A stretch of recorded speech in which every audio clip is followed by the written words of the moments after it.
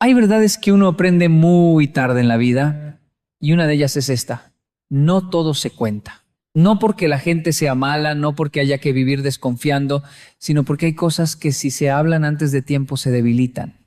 Hay procesos que si se exponen demasiado pronto se contaminan y hay semillas que si se muestran antes de brotar no florecen.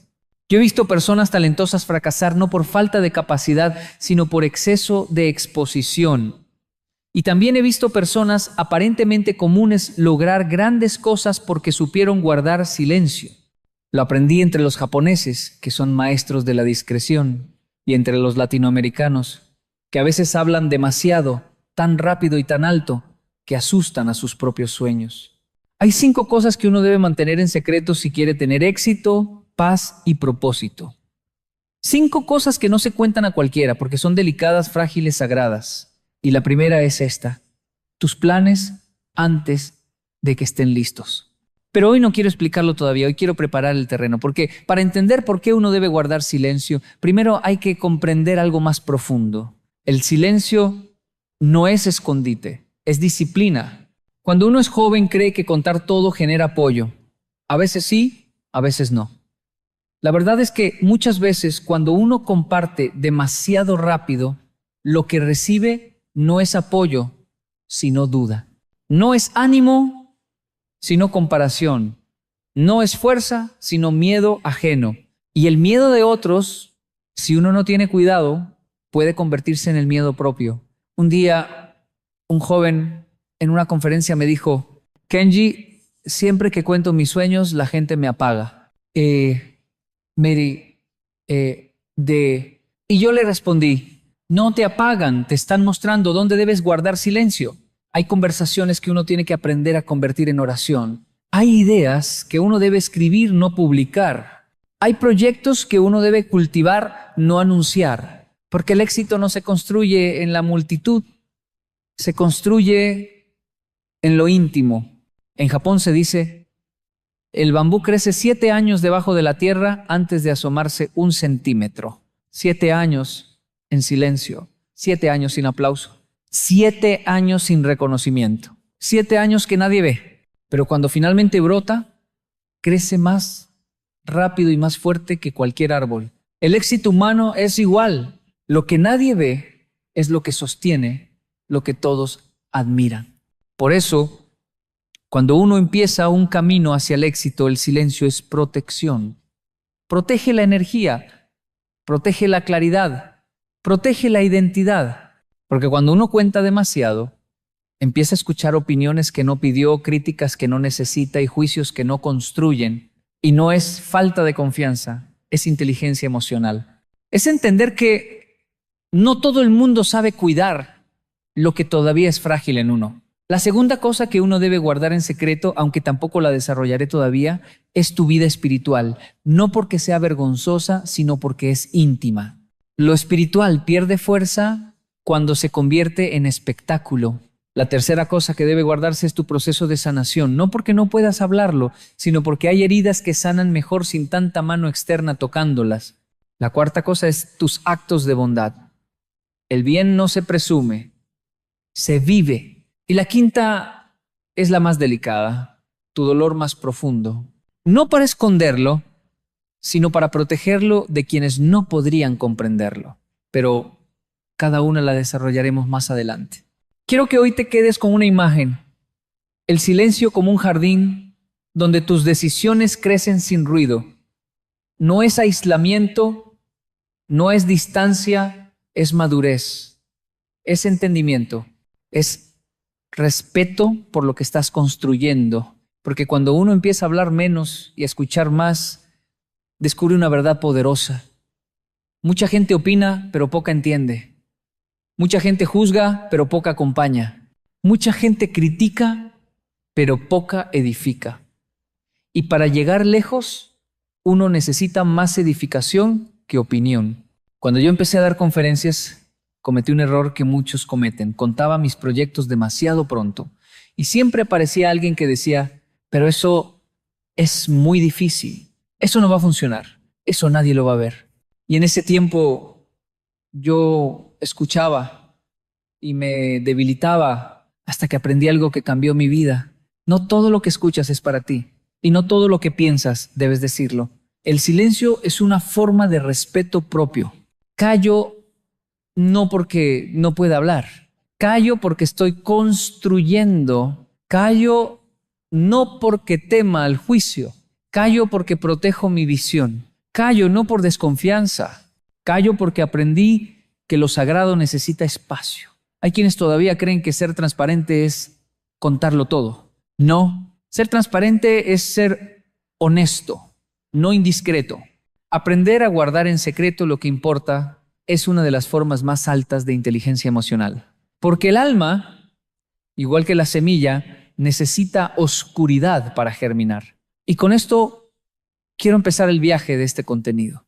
Nos adentraremos en esas 5 cosas que si sabes guardar, te harán más fuerte, más profundo, más sabio y más exitoso. No por magia, sino por coherencia. Si conoces a alguien que ha sido herido por hablar de más, compártele este mensaje. La vida no solo nos enseña a hablar, también nos enseña a callar. Hay una razón por la que tus planes deben mantenerse en silencio mientras apenas están naciendo. No es superstición, no es miedo, es protección, es disciplina, es estrategia emocional, porque los planes, cuando apenas son semillas, todavía no tienen raíces. Y todo aquello que no tiene raíces puede arrancarse fácilmente. En Japón, cuando alguien está aprendiendo un oficio, su maestro no le permite hablar de su avance durante meses.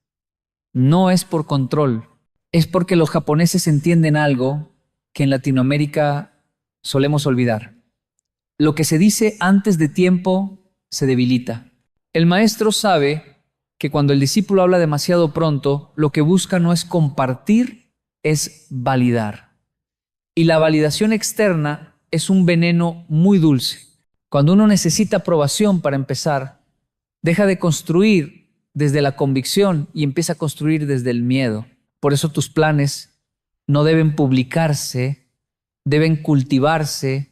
Muchos proyectos mueren no por incapacidad, sino por exposición prematura. Mueren porque la gente opina, mueren porque alguien se ríe, mueren porque otro proyecta su miedo, mueren porque uno mismo empieza a dudar.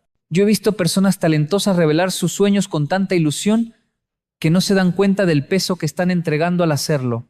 Se lo cuentan a alguien que no sabe escuchar, que no entiende procesos, que no distingue entre un sueño y una locura. Y basta un comentario pequeño para que el alma se desordene. ¿De verdad crees que puedes? Eso ya lo intentó fulano y fracasó. Para tu edad eso ya no sirve. Eso no deja dinero. ¿Quién te crees? Y usted que estaba firme empieza a temblar. No porque su sueño sea débil, sino porque expuso su semilla a la tormenta equivocada. A veces la gente no te apoya no porque no te quiera, sino porque no es su visión. No es su sueño, no es su misión. Y pretender que entiendan algo que Dios puso en tu alma y no en la de ellos, es injusto para ti y para ellos. Por eso tus planes deben ser tus planes, privados, sagrados, protegidos hasta que estén listos. Y aquí viene una enseñanza profunda. Cuando tu plan está en silencio, tú eres el único que lo alimenta. Cuando tu plan se hace público, todos empiezan a alimentarlo o a drenarlo. Hay quienes creen que hablar de sus planes los hace más reales, pero la verdad es al revés. Lo que hace real un plan es la acción, no la palabra. La constancia, no la audiencia, la disciplina, no la aprobación. Cuando yo era joven cometí un error muy común. Contaba mis proyectos antes de tiempo. Era mi manera de sentirme acompañado.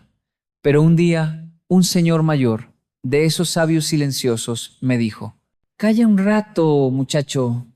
El ruido agota más que el trabajo». Y tenía razón. Hablaba tanto de lo que iba a hacer que dejaba poca energía para hacerlo.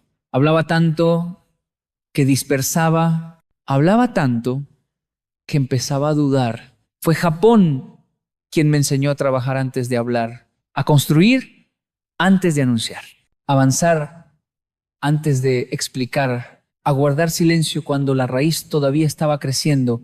Un día, en una empresa japonesa escuché una frase poderosa. Si lo dices antes de tiempo, no será tuyo. Y aunque sonaba exagerado, después entendí que se refería al poder de la intención. Cuando uno habla demasiado pronto, dispersa la fuerza. Cuando uno calla, concentra la fuerza. Por eso el éxito tiene un componente espiritual. No todo lo que nace en tu alma debe exponerse a la opinión pública. Hay cosas que Dios te reveló para que las construyas, no para que las expliques. ¿Cuándo entonces se debe hablar?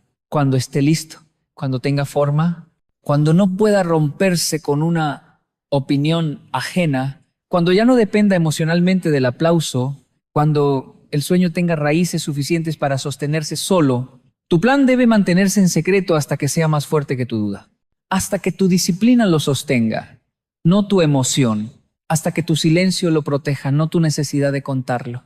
Y quiero decirte algo que quizá alivia tu corazón. No tienes que justificar tu silencio. No tienes que explicar por qué no cuentas todo. No tienes que pedir permiso para proteger tu visión. El que está construyendo no debe dar explicaciones. El que está soñando no debe hacer ruido. El que está sembrando no debe distraerse. Al final, tu plan no necesita ser anunciado, necesita ser vivido. Solo eso. Y si conoces a alguien que se desgastó por hablar demasiado pronto, compártele este mensaje. A veces lo que destruye un sueño no es la falta de talento, sino el exceso de ruido. La segunda cosa que uno debe mantener en secreto es su vida espiritual. Y quiero decir esto con delicadeza, pero también con firmeza. Lo espiritual pierde fuerza cuando se convierte en espectáculo. Pierde profundidad cuando se convierte en argumento. Pierde intimidad cuando se convierte en competencia. La vida espiritual no es para mostrar, es para sostener. No es para impresionar, es para fortalecer. No es para demostrar, es para transformar. Muchas personas hablan de su espiritualidad como si fuera un trofeo.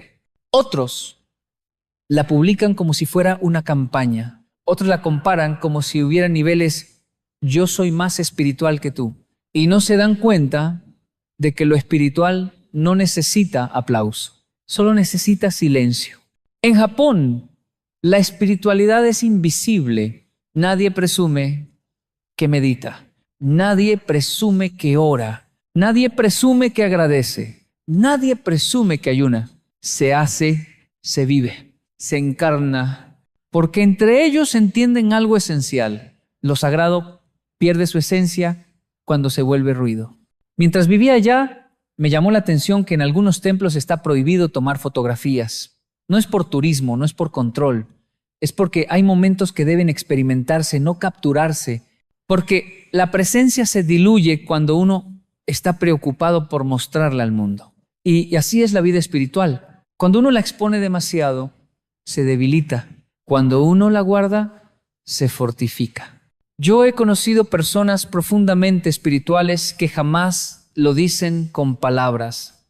Uno se da cuenta no por lo que hablan, sino por cómo viven, cómo respiran, cómo escuchan, cómo perdonan, cómo reaccionan, cómo tratan al que no les puede ofrecer nada. La espiritualidad verdadera no necesita publicidad. Se nota, pero hay un riesgo grande hoy en día, convertir la vida espiritual en contenido, en marketing, en identidad pública. Y cuando la espiritualidad se convierte en exhibición, deja de ser espiritual y se convierte en personaje. Por eso digo que esta es la segunda cosa que uno debe mantener en secreto. No para esconder a Dios, no para ocultar la fe, sino para proteger la pureza del encuentro. Hay momentos en la vida que son demasiado profundos para compartirlos. Ese día en el que uno lloró en silencio y sintió que algo lo sostenía. Ese día en el que uno pidió ayuda con el alma en los huesos y la ayuda llegó. Ese día en el que uno sintió una luz que no sabe explicar. Esos momentos no se cuentan. Se guardan en el corazón porque son altar, no discurso. Son raíz, no adorno. Una mujer en una conferencia me dijo: Kenji, yo quiero contarle a todo el mundo lo que Dios hizo por mí. Y yo le respondí: cuénteselo, pero no lo use. Porque cuando uno usa lo espiritual como argumento, pierde el espíritu. Lo espiritual se comparte desde la humildad, no desde la presunción, desde el amor, no desde la imposición, desde el ejemplo, no desde la propaganda. Por eso, cuando uno cuida su vida espiritual en secreto, algo maravilloso ocurre. La fe se vuelve íntima, profunda, real. La conexión se vuelve constante y no dependiente de testigos. Se vuelve guía, se vuelve brújula, se vuelve compañía. Muchas personas pierden su vida espiritual porque la convirtieron en ritual público, pero nunca en conexión privada. Y cuando el público desaparece, desaparece su espiritualidad también. Lo que compartes se comparte desde la abundancia, no desde la carencia. Lo que guardas se guarda para fortalecer la raíz. Cuando uno tiene 15 años de vida espiritual profunda y silenciosa, nadie lo sabe, pero todos lo sienten. La paz se nota, la coherencia se nota, la humildad se siente, la presencia se percibe, la sabiduría se huele. Y algo más, la vida espiritual debe protegerse porque es vulnerable. ¿Sí? ¿Vulnerable? Cuando uno ora con sinceridad, el alma queda suave. Cuando uno se encuentra con Dios, el corazón queda abierto. Y si uno expone eso al mundo sin cuidado, hay personas que pueden herir lo que uno aún está aprendiendo a nutrir, no porque sean malas personas, sino porque no es su proceso, no es su sensibilidad, no es su momento. Por eso, proteger lo espiritual es proteger la salud emocional. No hay nada malo en compartir lo que uno cree, pero hay mucho riesgo en compartir cómo vive lo que cree. Eso es íntimo, eso es sagrado, eso es secreto. La vida espiritual no es un escenario, es un refugio, y el refugio solo cumple su función cuando es íntimo. Por eso, te digo con cariño, guarda tu vida espiritual en tu corazón. Protégela, cuídala, vívela. Permite que crezca hacia adentro, no hacia afuera, para que cuando hables, tu palabra no suene fuerte, suene verdadera. Si conoces a alguien cuya fe se debilitó por el ruido externo, compártele este mensaje. A veces, lo que la fe necesita no es más gente mirando, es más silencio acompañando. La tercera cosa que debes mantener en secreto es tu proceso de sanación. Y esto es delicado, porque en nuestra cultura nos enseñaron que sanar es contarlo todo, que sanar es hablar, repetir, explicar, exponer. Pero la sanación verdadera es un acto mucho más íntimo y silencioso de lo que nos hicieron creer. Lo que estás sanando dentro de ti aún es frágil. No está listo para el juicio, no está listo para la opinión, no está listo para el análisis externo. Porque lo que está en reparación necesita suavidad, no ruido. Cuando uno empieza a sanar, el alma se vuelve vulnerable. Es como una herida recién suturada. Cualquier mano brusca puede abrirla. Cualquier comentario ignorante puede sangrarla. Cualquier crítica puede infectarla. Por eso la sanación debe protegerse del exterior. No porque sea un secreto vergonzoso, sino porque es un proceso sagrado. En Japón, cuando un objeto de cerámica se rompe, no se expone inmediatamente.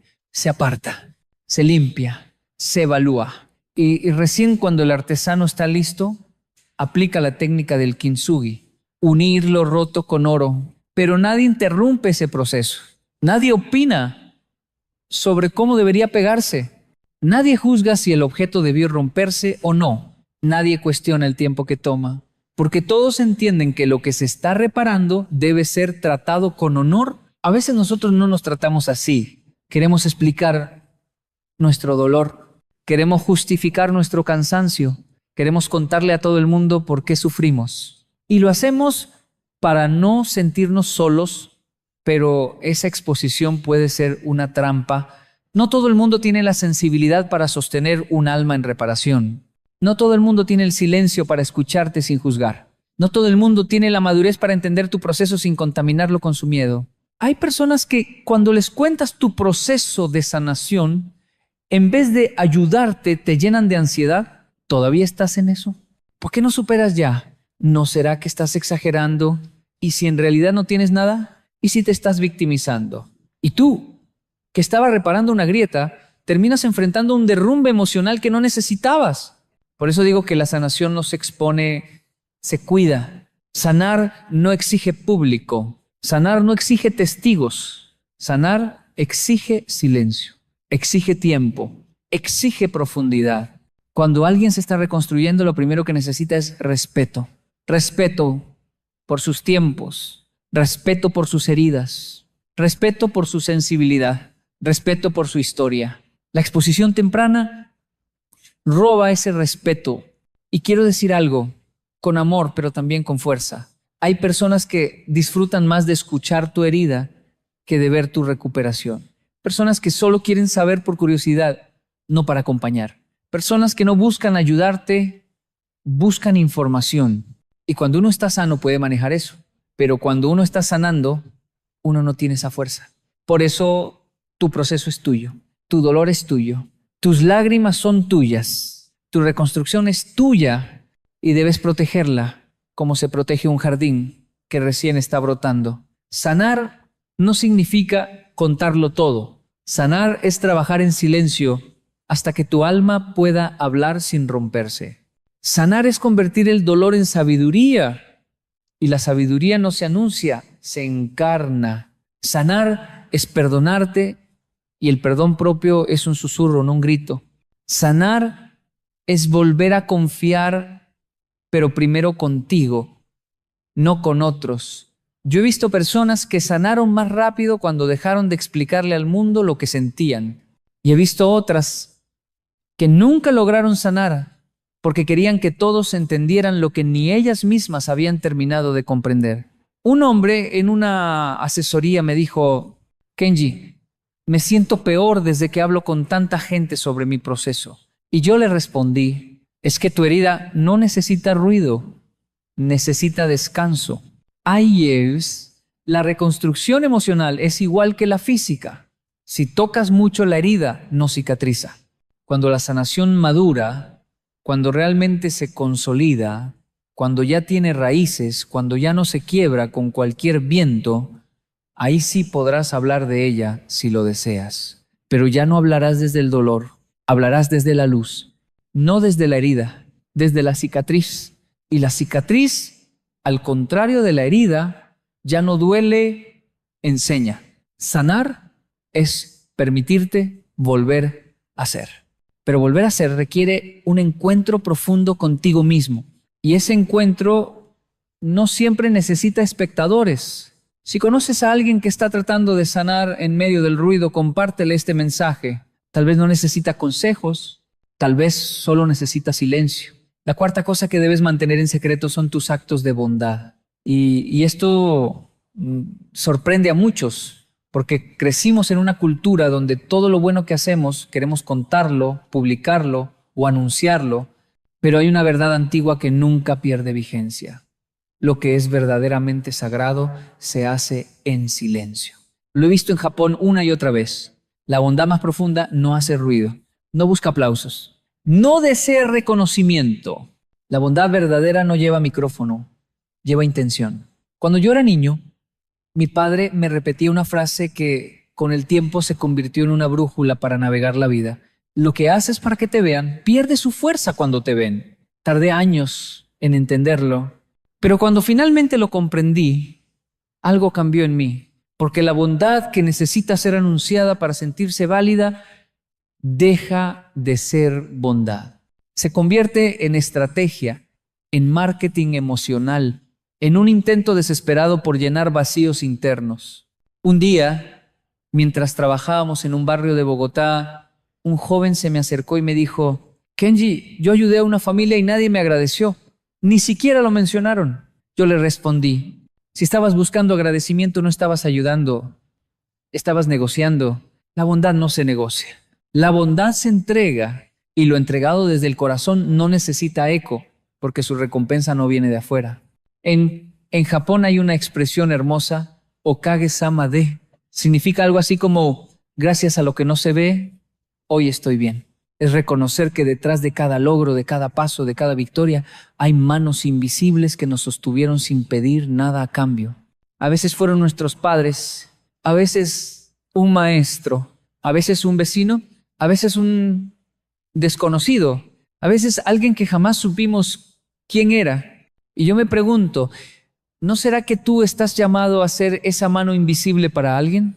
¿No será que tu vida tiene el honor de ser un puente silencioso para los demás? ¿No será que tu mayor acto de bondad será justamente aquel del que nadie se entere? Hay personas que ayudan para sentirse superiores, otros ayudan para no sentirse culpables. Otros ayudan porque tienen miedo a ser vistos como indiferentes. Y otros ayudan porque simplemente aman. La diferencia es clara. Cuando ayudas desde el ego, necesitas testigos. Cuando ayudas desde el alma, necesitas silencio.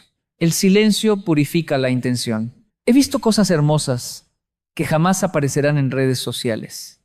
El joven que lleva comida a la abuela del barrio sin que nadie se lo pida. El hombre que paga la deuda de un vecino sin dejar su nombre. La mujer que ora por alguien que la hirió. El padre que sale de madrugada a trabajar sin contarle a nadie el cansancio que carga. La madre que se traga sus propias lágrimas para darle fuerza a su hijo. Esos actos no salen en fotos, no generan likes, pero construyen mundos, unen pedazos de almas, transforman generaciones. En cambio, cuando la bondad se convierte en espectáculo, se vacía, la motivación se diluye, la energía espiritual se contamina y la acción pierde su peso interior. Jesús alguna vez dijo que tu mano izquierda no sepa lo que hace la derecha. Los japoneses lo interpretan de otra manera, pero llegan al mismo punto. La generosidad es más poderosa cuando no busca testigos, porque cuando ayudas en silencio, algo profundo sucede en tu corazón. Tu alma se expande, tu orgullo se reduce, tu espíritu se fortalece, tu carácter se pule y la vida te devuelve multiplicado lo que entregaste sin ruido. No porque sea un intercambio, no porque sea una recompensa divina, no porque exista una fórmula secreta del universo.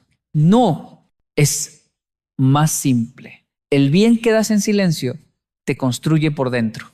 Y cuando estás construido por dentro, el éxito te encuentra sin que tengas que perseguirlo. En Colombia, México, Japón, donde voy, siempre es lo mismo. Las personas que hacen el bien sin anunciarlo se vuelven más fuertes, más profundas, más estables emocionalmente.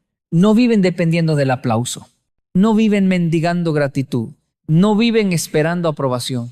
Viven libres. Y la libertad es uno de los ingredientes principales del éxito. Un alma libre actúa mejor. Un corazón libre decide mejor.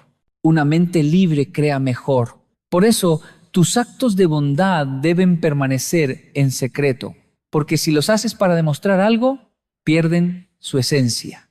Pero si los haces desde el amor, entonces se vuelven una semilla que germina sin que tengas que verla. El éxito no es un aplauso. El éxito es una consecuencia. Y una de sus raíces más profundas está en las cosas buenas que haces cuando nadie te está mirando. Así que cuida tu intención. Cuida tu corazón, cuida tu silencio. Haz el bien, hazlo igual, hazlo siempre. Pero hazlo sin anunciarlo. Porque la bondad verdadera también necesita privacidad para florecer. La quinta cosa que siempre debes mantener en secreto es tu fortaleza espiritual. Y cuando digo espiritual, no hablo solamente de religión. Hablo de aquello que te sostiene por dentro cuando el mundo por fuera se cae. Hablo de esa conversación silenciosa que tienes contigo mismo cuando nadie más está ahí. Hablo de esa voz que te acompaña cuando piensas que no puedes más. Hablo de ese vínculo con lo divino, con la vida, con el propósito, que no necesita testigos porque es sagrado. En Japón, la espiritualidad no se grita, se vive, no se explica, se encarna, no se presume, se respira. Las personas no sienten la necesidad de decir, yo soy espiritual, porque la espiritualidad que necesita ser anunciada ya perdió su centro.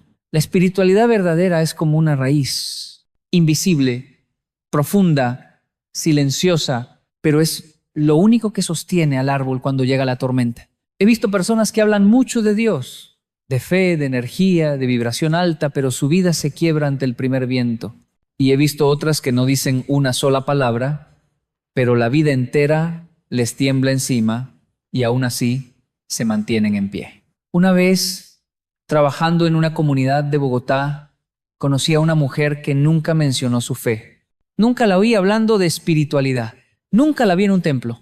Nunca la escuché citar un versículo, una frase, un mantra, pero cuando ella entraba a una habitación, se sentía paz.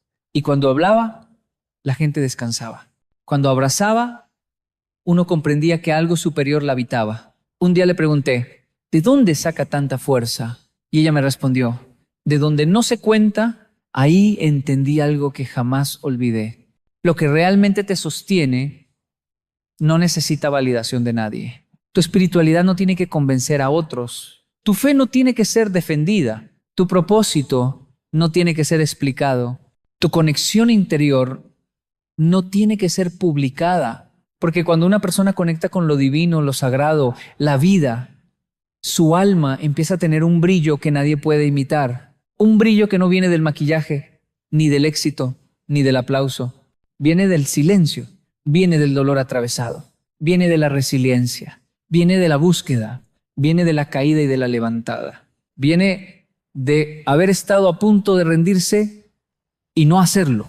La espiritualidad auténtica es la que te sostiene cuando no hay testigos, cuando lloras solo, cuando el miedo te visita en la madrugada, cuando el camino se oscurece, cuando las puertas se cierran, cuando la vida parece no tener sentido. Ahí aparece esa fuerza interna que nadie te enseñó, pero que siempre estuvo adentro.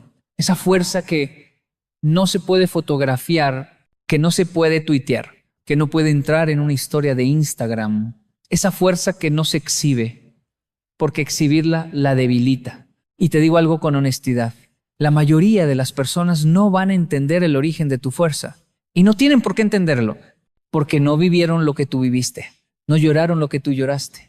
No cargaron lo que tú cargaste. No sobrevivieron a lo que tú sobreviviste. Por eso tu relación con Dios, con la vida, con lo sagrado, debe ser tuya, tu refugio, tu tesoro, tu raíz. Compartirla está bien, pero exhibirla puede robarle profundidad. A veces, cuando contamos demasiado nuestra espiritualidad, la contaminamos con opiniones externas.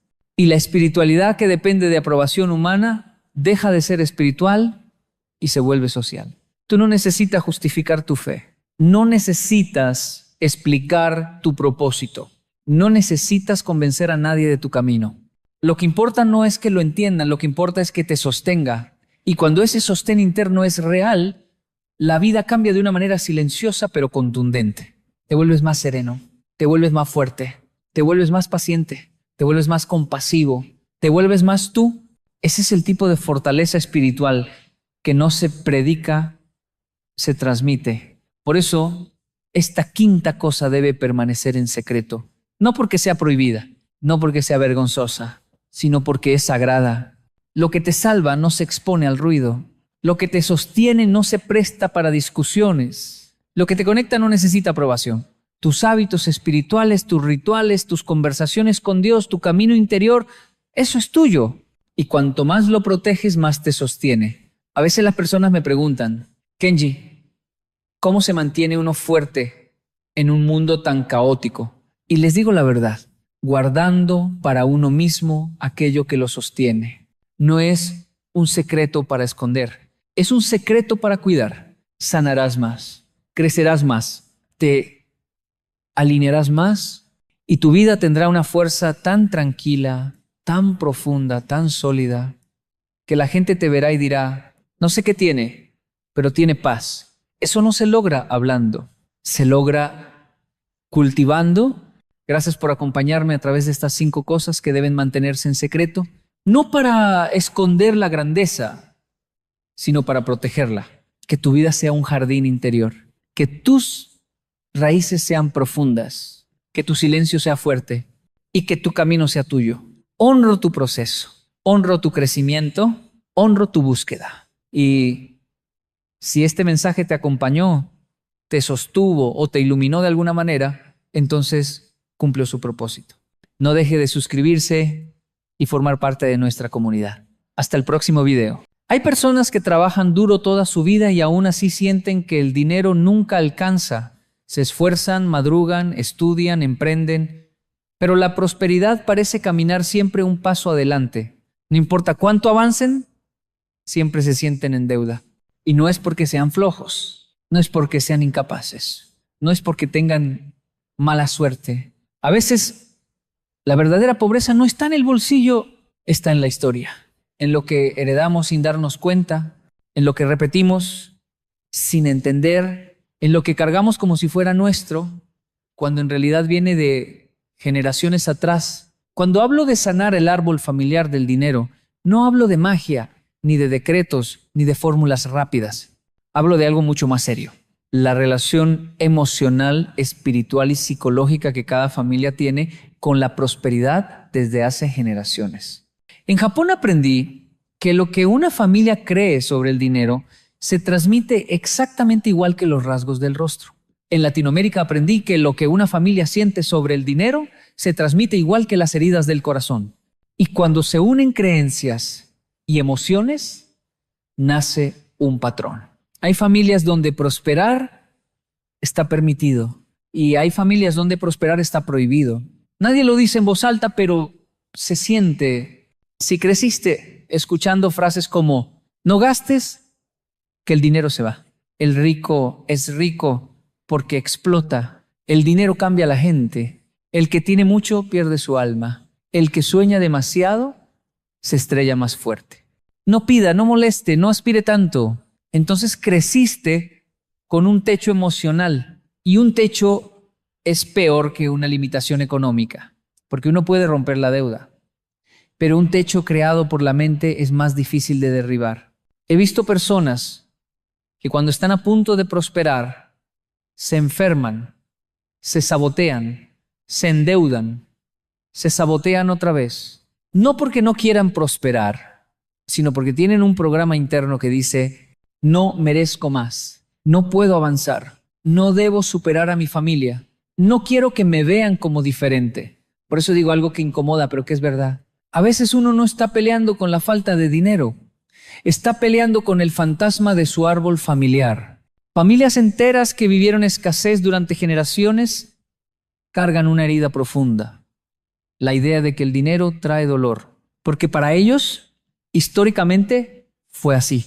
El bisabuelo que perdió todo, la abuela que trabajó sin descanso, el padre que se quebró financieramente, la madre que tuvo que sobrevivir sola. El niño crece viendo lágrimas asociadas al dinero, entonces de adulto evita inconscientemente cualquier situación que lo pueda hacer revivir esa angustia. No lo sabe, pero lo repite. El árbol familiar transmite creencias, pero también transmite miedos. Y los miedos son más fuertes que los deseos. Yo crecí entre dos mundos, en Colombia, donde la gente sueña grande, pero muchas veces teme brillar. Y en Japón, donde la disciplina y la prosperidad se ven como responsabilidad, no como peligro. Esa mezcla cultural me enseñó que la prosperidad no es un número, es una identidad que se hereda o se sana. Quiero que piensen algo. ¿Qué escuchó sobre el dinero cuando era niño? Esa respuesta define más su vida financiera que cualquier libro de negocios. Si escuchó que todo es difícil, será difícil. Si escuchó que el dinero se va, se irá. Si escuchó que tener mucho es malo, lo rechazará. Si escuchó que los sueños son peligrosos, no soñará. Y no se trata de culpar a los padres. Ellos también heredaron lo mismo. Ellos también estaban sobreviviendo. Ellos también tenían miedo.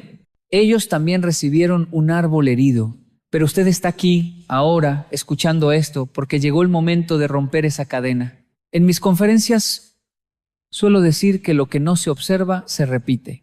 El árbol familiar no tiene poder sobre usted hasta que usted lo mira. Y cuando lo mira, ya no lo controla, lo comprende. Y cuando lo comprende, ya no lo repite, lo transforma. Prosperar no es solo ganar dinero, es sanar la relación emocional que usted tiene con él.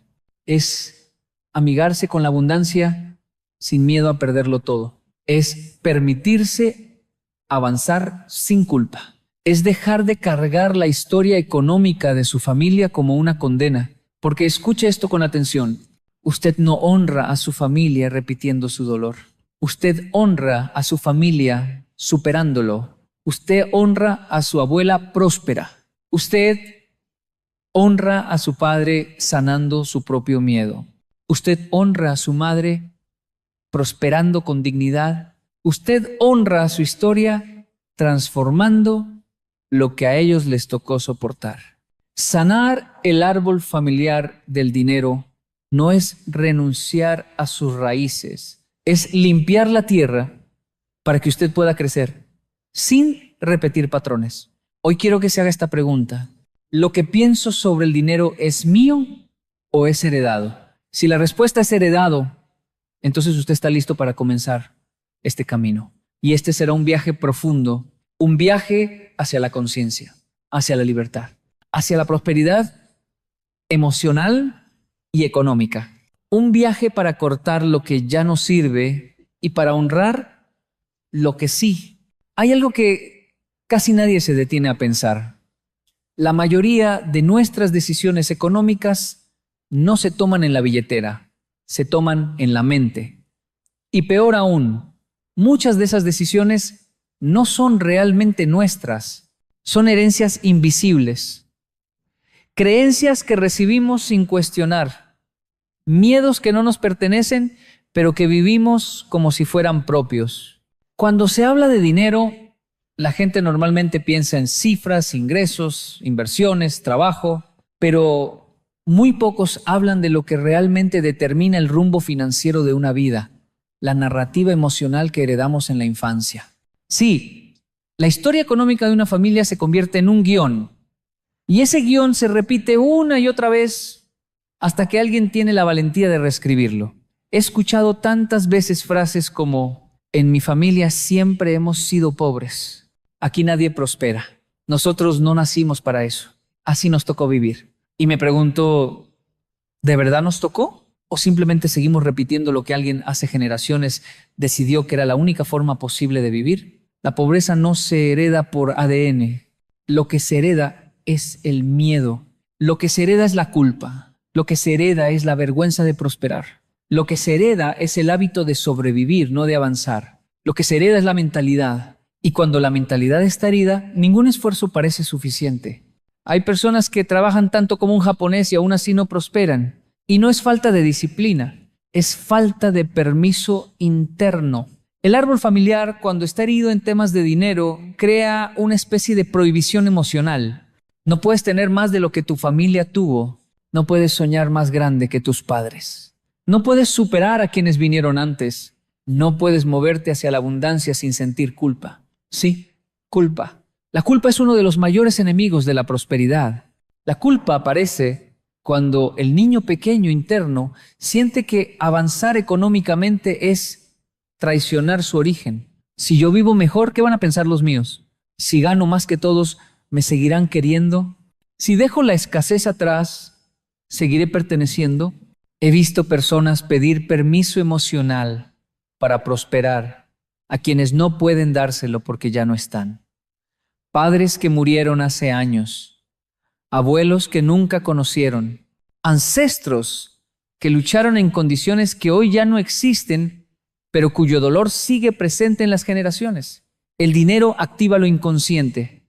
Por eso, cuando uno empieza a prosperar, también empiezan los miedos.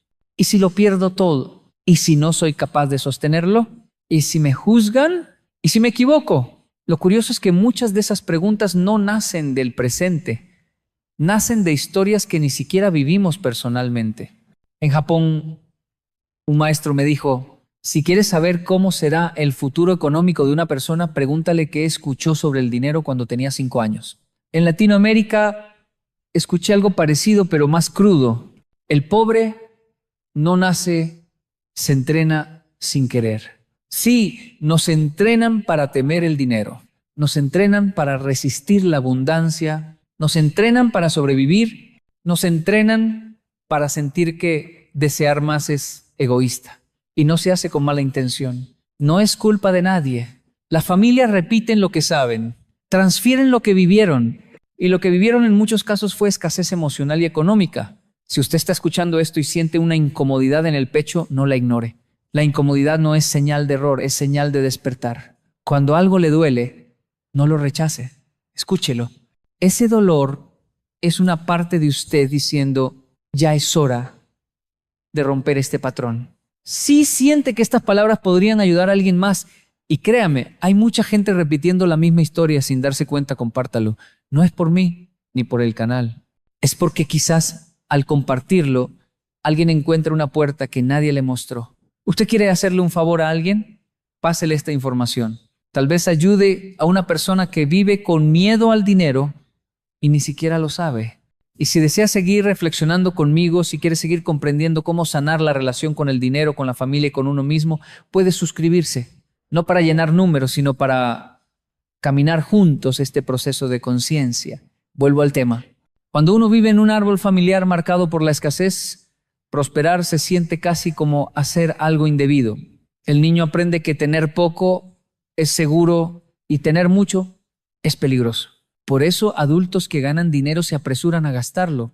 No porque sean irresponsables, sino porque su sistema emocional no sabe qué hacer con la abundancia. Y lo que no se sabe manejar, se pierde. Sanar el árbol familiar del dinero implica reconocer que gran parte de nuestra relación con la prosperidad no es racional, es emocional.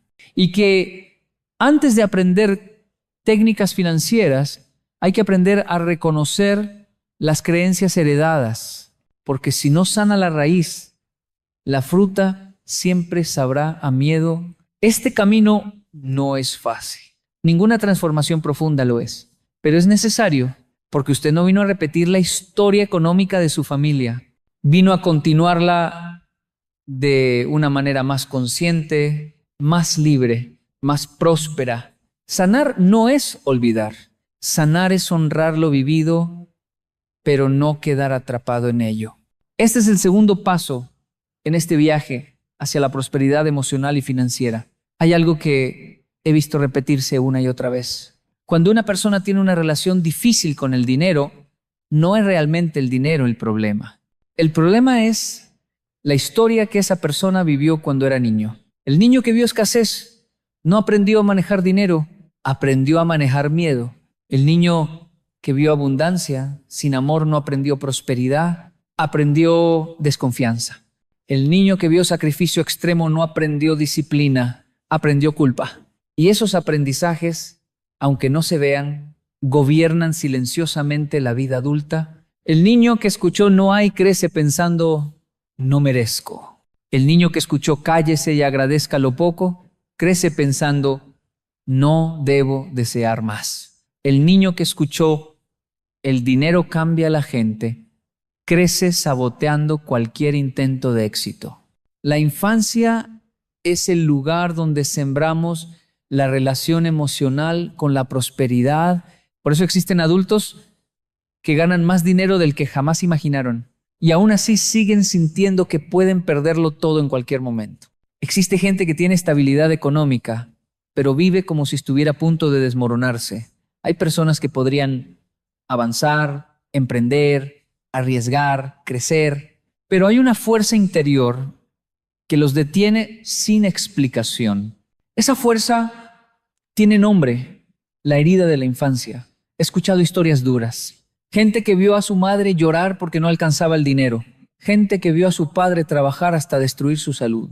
Gente que vivió mudanza tras mudanza porque nunca había suficiente. Gente que se acostó sin comer más veces de las que puede recordar. Gente que creció escuchando que los ricos eran malos, corruptos o egoístas. Y aunque uno diga, eso quedó atrás, el cuerpo, la memoria emocional, la mente inconsciente, no opinan lo mismo.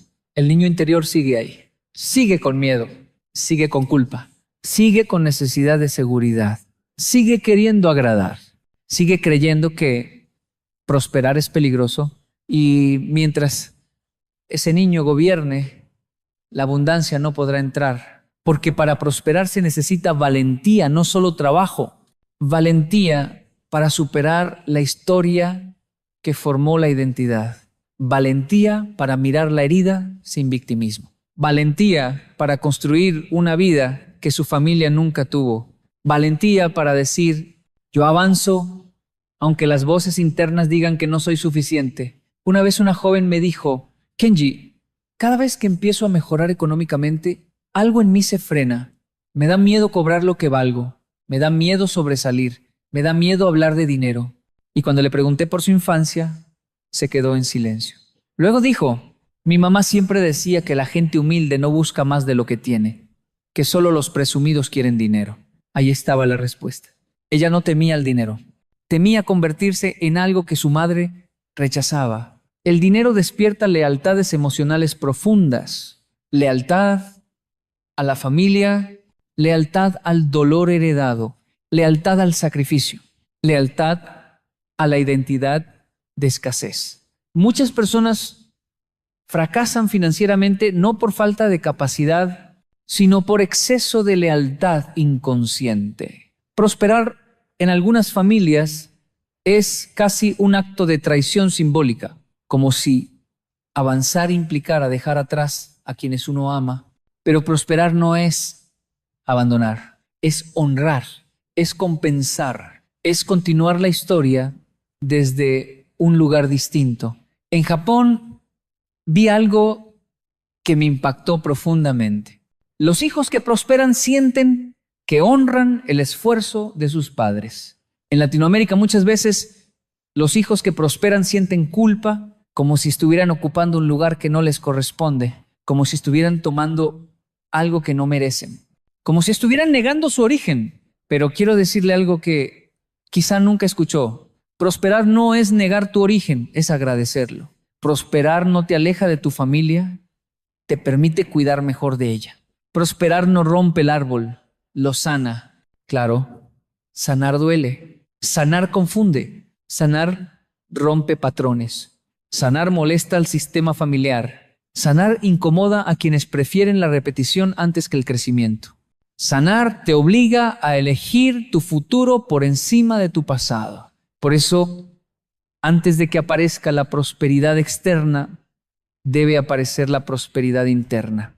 La creencia de que mereces estabilidad, la creencia de que avanzar no es peligroso, la creencia de que Dios no te creó para vivir limitado, la creencia de que tu árbol familiar no te define, solo te da contexto. La infancia puede marcar, pero no dictar tu destino. La historia puede doler, pero no decide quién eres. La escasez puede haber sido tu ambiente, pero no tiene que ser tu identidad. Este es el momento en el que usted comienza a ver que su relación con el dinero no es solo económica, sino emocional. Que la prosperidad no es solo trabajo, sino conciencia. Y que la abundancia no se hereda, se construye cuando uno se libera del miedo. En este viaje, nadie puede avanzar si sigue actuando desde el niño herido. Pero cuando el adulto consciente toma el timón, la historia cambia. Este es el tercer paso.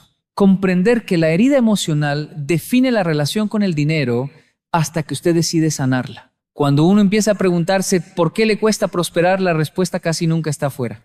No está en la economía del país, no está en la suerte, no está en un jefe injusto, ni en la situación global. Está en un lugar mucho más íntimo, las lealtades invisibles de la familia. Hay familias donde todos trabajaron muchísimo y nunca tuvieron estabilidad. Hay familias donde el dinero llegaba, pero se iba rápido. Hay familias donde había amor, pero también miedo al futuro. Y hay familias donde, aunque nadie lo dijera en voz alta, el mensaje era claro. Nosotros somos así. No aspiramos a más. Esas frases, esas miradas, esos silencios, esas historias repetidas una y otra vez, crean una identidad económica sin que uno lo note. Todos nacemos dentro de una tradición emocional. Y aunque uno quiera avanzar, muchas veces se encuentra regresando al mismo punto, no por incapacidad, sino por lealtad. Mire, he escuchado cosas como, en mi familia ninguno ha sido rico, Kenji. En mi casa, todos hemos sido luchadores, pero pobres.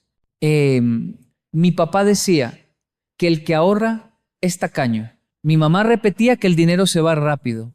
Así es la vida. Y esas frases se convierten en cimientos internos. Uno crea carácter para enfrentar la adversidad, pero no crea estructura para recibir la prosperidad. Uno aprende a sobrevivir, pero no a avanzar. La lealtad invisible funciona así.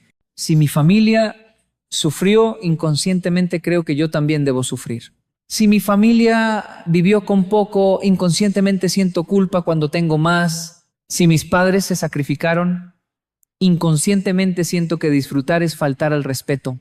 Ese es el peso emocional que arrastramos. Y quiero que entienda algo. Nadie lo hace por maldad. Son aprendizajes del dolor. Son mecanismos de supervivencia. Son semillas culturales. Pero así como la familia pudo transmitir miedo, también puede recibir libertad a través de uno solo que se atreve a romper el ciclo. Una vez, un hombre me escuchó hablar de esto y lloró en silencio. Luego me dijo, Kenji, yo me siento traidor cuando gano bien, como si estuviera olvidando lo que mis padres vivieron. Y yo le dije, no estás traicionando, estás continuando. Tu prosperidad no niega su sacrificio, lo honra. A veces creemos que la única forma de agradecer el esfuerzo de quienes nos criaron es repitiendo su historia, y eso no es verdad. El agradecimiento verdadero no es imitación, es transformación. Romper una lealtad invisible no es volverse arrogante, ni olvidar el origen, ni perder humildad. Romper una lealtad invisible es entender que uno no honra el dolor perpetuándolo, sino sanándolo. Si su abuelo nunca tuvo tiempo para disfrutar la vida, usted lo honra aprendiendo a disfrutar la suya. Si su madre vivió preocupada por el dinero, usted la honra creando estabilidad emocional y financiera. Si su padre trabajó hasta extenuarse, usted lo honra aprendiendo a trabajar con disciplina, pero también con propósito y descanso. Si su familia vivió limitada, usted la honra expandiendo las oportunidades, porque la prosperidad es evolución, no traición. Pero romper estas cadenas emocionales requiere algo que cuesta mucho. Dejar de usar la historia familiar como destino y empezar a usarla como impulso. En Japón, a los niños se les enseña algo profundo. No eres responsable de lo que heredaste, pero sí de lo que construyes. En Latinoamérica, muchas veces sin darnos cuenta, enseñamos lo contrario. El pasado te define. Tu familia es tu destino, esto es lo que hay. Y ahí nace el estancamiento. Pero también he visto algo hermoso. El día en que una persona decide dejar de repetir el dolor heredado y comenzar a crear abundancia consciente, ese día todo el árbol familiar cambia. A veces no lo agradecen de inmediato, pero lo sienten. Un hijo, una sobrina, un nieto aprenderá algo que nadie antes pudo enseñar. Que la vida también puede ser estable, que el esfuerzo puede dar frutos, que la prosperidad no está reñida con la humildad.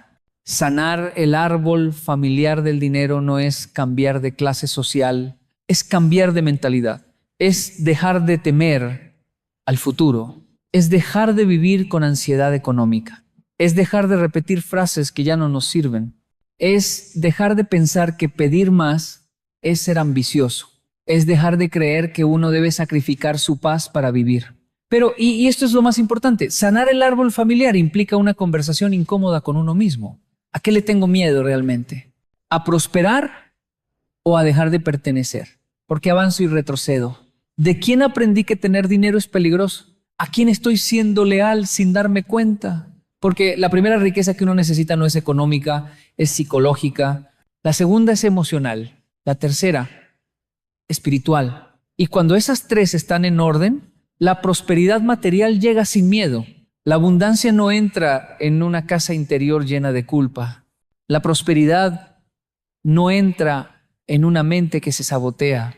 El éxito no entra en una identidad que no se siente digna. Se necesita sanar, se necesita perdonar, se necesita agradecer y luego avanzar. Este cuarto paso es el más valiente. Romper las lealtades invisibles que atan a la escasez para que por fin pueda comenzar a escribir su propia historia económica. Cuando una persona decide que va a sanar su relación con el dinero, muchos creen que el primer paso es aprender a ahorrar, invertir, administrar o emprender. Y sí, eso es importante, pero no es lo primero. Lo primero es algo más profundo, formar una identidad que no esté construida sobre el miedo. Mire, uno puede cambiar sus hábitos, pero si su identidad sigue siendo la misma, tarde o temprano regresará a su punto de origen. El que se siente pobre, aunque gane bien, gastará hasta volver a sentirse en el nivel emocional donde está cómodo. El que se siente indigno rechazará las oportunidades que podrían transformarlo. El que se siente culpable se encargará de perder lo que construya. El que se siente limitado no verá posibilidades donde otros ven caminos. La identidad es el contenedor. El dinero es el contenido. Si el contenedor está roto, el contenido se escapará siempre. Eso le pasa a muchos. No es mala suerte. No es que el mundo esté en su contra. No es que al pobre todo le sale mal. Es que su identidad no tiene espacio para sostener prosperidad. Pero lo hermoso es que la identidad se puede reconstruir. No es un destino, es una elección diaria. La identidad de prosperidad comienza cuando uno renuncia a la historia que lo ha definido toda la vida. Cuando deja de repetir, a mí nunca me alcanza. Yo no nací para tener mucho. En mi familia siempre ha sido así. El dinero no es para gente como yo. Gente como usted. ¿Y cómo es usted? ¿Quién le dijo que no puede aspirar a más? ¿Quién le dio permiso de limitarse de esa manera? La identidad nace de las creencias. Las creencias nacen de las experiencias. Las experiencias comienzan en la infancia, pero la adultez tiene un privilegio, puede reescribirlas. Una vez di una charla en un barrio popular y un señor se me acercó al final con lágrimas contenidas y me dijo: Kenji, yo me he dado cuenta de que el dinero me llega, pero yo mismo lo espanto. Cuando estoy a punto de crecer, me da miedo. Siento que algo malo va a pasar o que no voy a poder con la responsabilidad. Ese hombre no tenía un problema financiero, tenía un problema emocional. Su identidad estaba amarrada al miedo. Creció viendo que cuando alguien prosperaba, otros se enojaban, que cuando alguien avanzaba, la envidia aparecía, que cuando alguien destacaba, se rompían relaciones. Entonces, inconscientemente, él prefería quedarse pequeño para seguir siendo aceptado. ¿Se da cuenta? Para muchas personas, pertenecer duele menos que prosperar. Ser aprobado vale más que crecer. Ser querido pesa más que avanzar. Por eso digo que el trabajo más profundo no es económico, es emocional. Crear una nueva identidad de prosperidad implica 3 cosas esenciales. Primero, perdonar el pasado. Perdonar sin justificar. Perdonar sin olvidar lo aprendido. Perdonar para dejar de repetir. Segundo, agradecer el origen. Agradecer sin romanticismo. Agradecer lo bueno y lo difícil. Agradecer porque gracias a esa historia usted hoy tiene fortaleza, sensibilidad, humanidad. Tercero, elegir un futuro distinto. Elegir sin culpa. Elegir sin miedo. Elegir sin pedir permiso. Elegir con disciplina. El agradecimiento abre la puerta. El perdón reduce el peso. La disciplina sostiene el camino. Muchas personas creen que sanar el árbol familiar significa hacer terapia, rezar, meditar o repetir afirmaciones. Y todo eso ayuda. Pero sanar, en esencia, significa vivir distinto a como el árbol aprendió a vivir. Si en su familia reinaba la escasez, usted elija la planificación. Si en su familia reinaba el miedo, usted elija la calma. Si en su familia reinaba el desorden, usted elija la estructura. Si en su familia reinaba la culpa, usted elija la libertad. Si en su familia reinaba el sacrificio extremo, usted elija la dignidad. Si en su familia reinaba el conformismo, usted elija el crecimiento. Sanar no es borrar. Sanar es trascender. Y si algo quiero que entienda con claridad es esto: la prosperidad no comienza cuando usted gana más dinero. Comienza cuando usted empieza a verse distinto, a hablar distinto, a decidir distinto, a pensar distinto. Porque el dinero solo amplifica lo que usted ya es. Si usted es miedo, tendrá más miedo. Si usted es culpa, tendrá más culpa. Si usted es disciplina, tendrá más resultados. Si usted es generosidad, tendrá más impacto. Si usted es propósito, tendrá más oportunidades. Por eso, antes de pedir prosperidad externa, trabaje en la prosperidad interna. La prosperidad interna es la convicción de que usted merece una vida estable. Es la capacidad de tomar decisiones sin miedo. Es la paz de saber que la ambición sana no es pecado. Es la seguridad de que Dios no lo creó para que viva limitado toda la vida. Es el compromiso de honrar su historia sin repetirla. Una mujer que vivió en extrema pobreza puede criar hijos prósperos si cambia su identidad. Un hombre que vio violencia y escasez puede construir un hogar estable si cambia su mentalidad. Una familia que nunca tuvo dinero puede generar abundancia si decide romper el patrón emocional que la detiene. Las raíces no determinan la altura del árbol. La semilla que usted siembre hoy determinará el bosque de mañana. Este quinto paso es crucial. Crear una identidad capaz de sostener prosperidad, porque sin identidad renovada no hay abundancia sostenible. Cuando uno sanea su relación con el dinero, cuando rompe las lealtades invisibles y construye una nueva identidad, todavía queda un paso más. Un paso que parece sencillo, pero para muchos es el más desafiante: aprender a recibir. Puede parecer extraño decirlo así, pero escuche esto. Hay personas que saben trabajar, pero no saben recibir. Hay personas que saben esforzarse, pero no saben disfrutar. Hay personas que saben dar, pero no saben permitirse abundancia.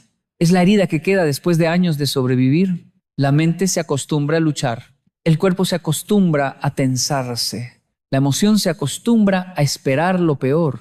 Y cuando por fin llega algo bueno, uno se asusta, sospecha, retrocede. Una vez una mujer me dijo: Kenji, no sé por qué, pero cuando empiezo a estar bien, me da miedo. Y yo le respondí: porque para ti la tranquilidad no es familiar. Lo familiar es la preocupación. Por eso a muchas personas la estabilidad les parece peligrosa. El éxito les parece falso. La prosperidad les parece temporal. La paz les parece sospechosa. Cuando uno crece con carencia, el problema no es solo la falta de dinero, es la falta de permiso para estar bien. Para aprender a recibir, primero hay que aceptar una verdad que puede doler. Sobrevivir no es una identidad, es un estado temporal. Pero mucha gente se la puso como apellido: el que lucha, el que se sacrifica, el que sufre pero sigue, el que nunca se rinde. Y está bien resistir, claro que sí, pero no se puede vivir resistiendo toda la vida. La vida no es un campo de batalla eterno. La vida también es descanso, alegría, plenitud, expansión. Japón me enseñó algo fascinante. El esfuerzo es sagrado, sí, pero también lo es el descanso, porque un esfuerzo sin descanso no es disciplina, es castigo.